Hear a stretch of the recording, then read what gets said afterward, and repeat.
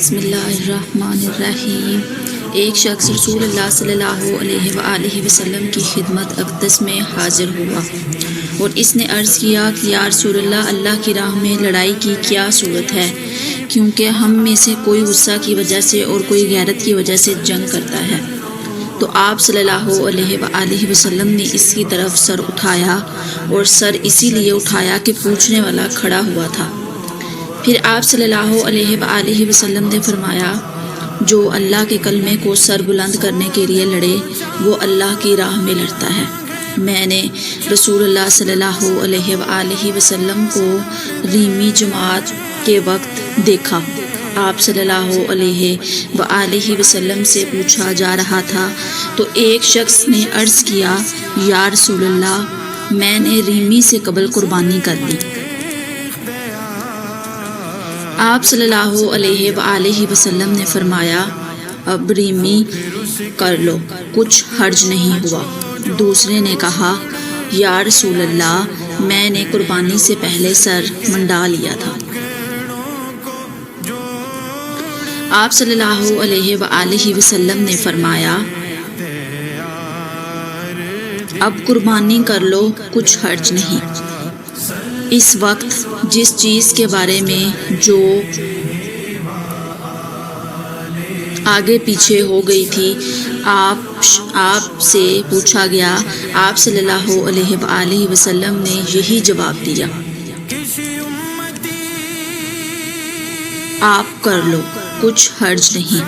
ایک مرتبہ میں یا رسول اللہ صلی اللہ علیہ وآلہ وسلم کے ساتھ مدینہ کے کھنڈرات میں چل رہا تھا اور آپ کھجور کی چھڑی پر سہارا دے کر چل رہے تھے تو کچھ یہودیوں کا ادھر سے گزر ہوا۔ ان میں سے ایک نے دوسرے سے کہا کہ آپ سے روح کے بارے میں کچھ پوچھو۔ ان میں سے کسی نے کہا، مت پوچھو، ایسا نہ ہو کہ وہ کوئی ایسی بات کہہ دیں جو تمہیں ناگوار ہو۔ مگر ان میں سے بعض نے کہا کہ ہم ضرور پوچھیں گے۔ پھر ایک شخص نے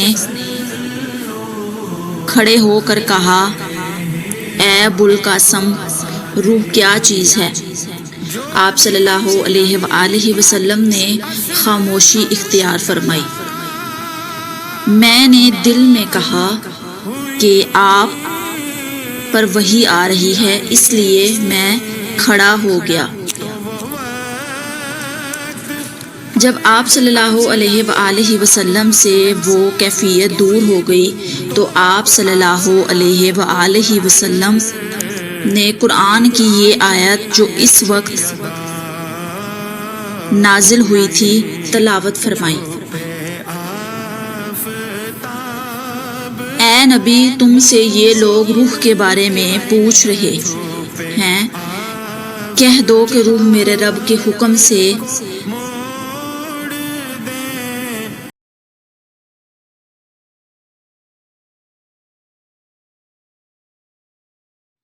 اس لیے تم روح کی حقیقت نہیں سمجھ سکتے۔ امش کہتے ہیں کہ ہماری قرآن میں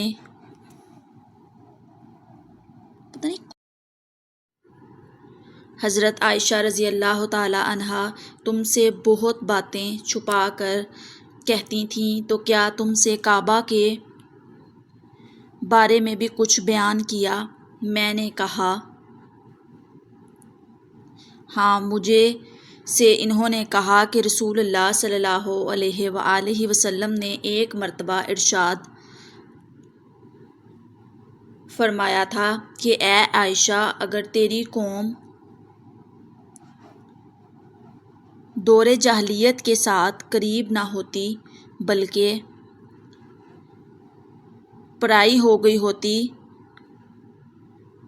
ابن زبیر رضی اللہ تعالی عنہ نے کہا، یعنی زمانہ کفر کے ساتھ قریب نہ ہوتی تو میں کعبہ کو توڑ دیتا اور اس کے لیے 2 دروازے بنا دیتا، ایک دروازے سے لوگ داخل ہوتے اور دوسرے دروازے سے باہر نکل جاتے۔